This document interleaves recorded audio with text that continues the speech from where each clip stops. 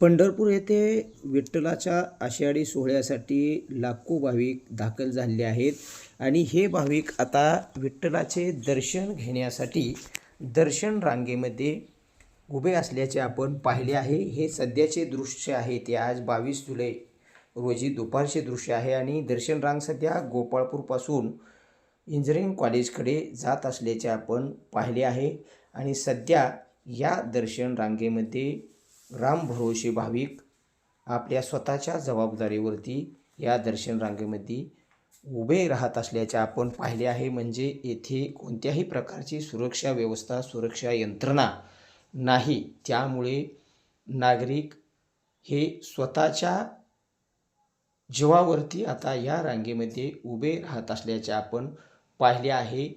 आजपर्यंतच्या इतिहासामध्ये दर्शन रांग ही आषाढी एकादशीच्या अगोदर किंवा आषाढी एकादश झाल्यानंतर गोपाळपूरपर्यंत येत असते, परंतु यावर्षी भाविकांची वाढती संख्या असल्यामुळे हे रांग आज 22 जुलै रोजी दुपारी गोपाळपूरच्या पुढे गेल्याचे चित्र आपण पाहिले आहे। तसेच या दर्शन रांगेमध्ये कोणत्याही प्रकारची सुरक्षा व्यवस्था नसल्याचे आपण आता या दृश्यामध्ये पाहत आहात।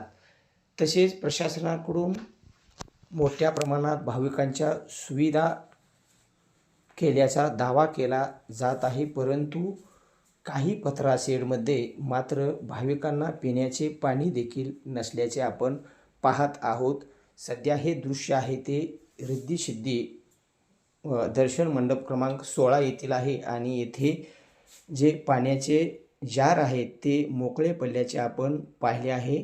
भाविकांना येथे पिण्याचे पाणी मिळत नसल्याने भाविकांमध्ये संतप्त प्रतिक्रिया व्यक्त होत आहेत।